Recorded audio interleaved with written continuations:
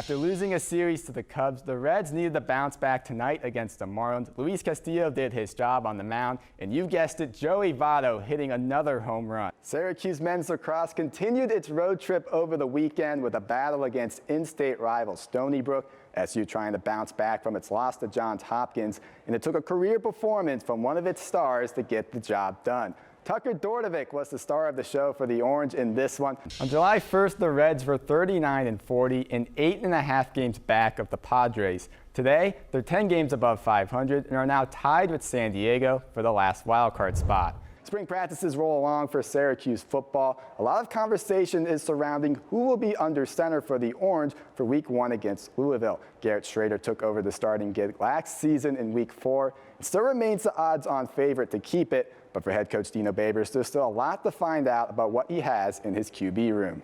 This upcoming season for the Bearcats is perhaps the most anticipated ever, but before they face off against the likes of Notre Dame and Indiana, the team returned here to Nippert Stadium today for a team scrimmage.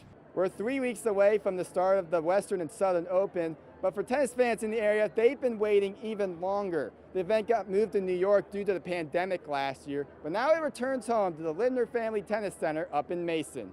Training camp is just a few weeks away for the Bengals, but in the meantime, players are taking an active role in the community. Guard Michael Jordan is hosting a free football camp here at Princeton High School. He's joined by teammates Khalid Kareem and Fred Johnson. For Jordan, the opportunity to get back was too good to pass up. Sign him up. Nick Castellanos knows a thing or two about a good hit. And there's a golf shot, deep left field, Castellanos again! So the kids at his camp can learn a lot from the Reds right fielder. But Castellanos has his mind on other things, a recent wrist injury, something he doesn't have a clear picture on. All this information is new for me too. Never really dealt with any wrist injury before in the past, so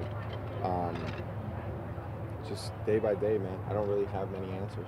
The All-Star doesn't have any answers on when he'll be back, but here at his own camp, the 180 kids that came to learn from him are also teaching Castellanos.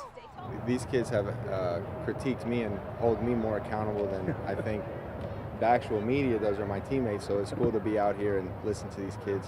They seem to be enjoying it. I know that I'm enjoying it. Anytime that you can get back to pretty much the root of why you play baseball, it just makes you fall in love with the game all over again.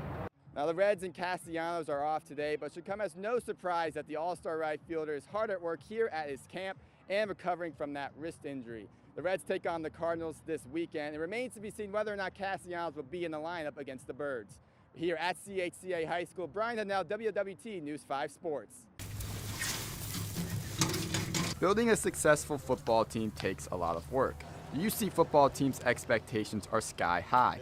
Today at Mount Echo Park, the team is focusing on the ground, helping the park with landscaping, an effort that means a lot to offensive coordinator Mike Denbrock and his players. Yeah, I think we do a lot of community outreach just to help our players understand that we want them to be other-centered. We think of others more than they do themselves, and that helps build a football team, and it also helps build a community. Bruh, that's what I'm saying.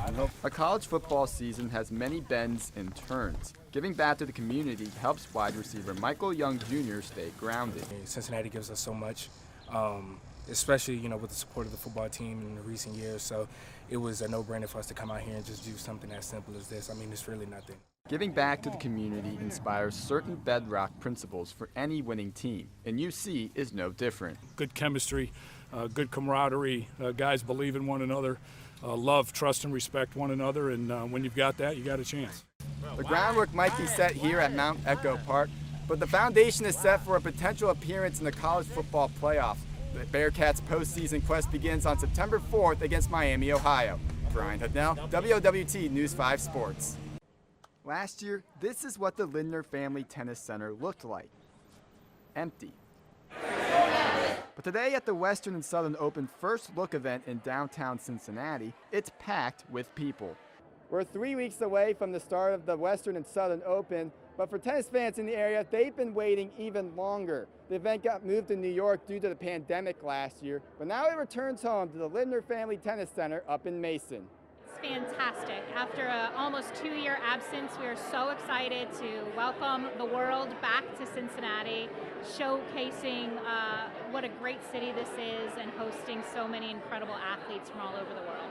Fans have always been excited to see stars like Novak Djokovic and Serena Williams, but add Madeira's own Katie McNally to the list. McNally enters this year's field as a wild card. Yeah, I mean, I'm super excited to be back in Cincinnati. Nothing's like being here in Cincinnati, knowing that all my friends and family will come out to support me, and at the end of the day I can go home, see my dog, and just be around all of my loved ones. You can see McNally and the rest of the competition in Mason from August 14th to the 22nd. Here at the Lytle Park Hotel, Bryan Hudnell, WLWT News 5 Sports.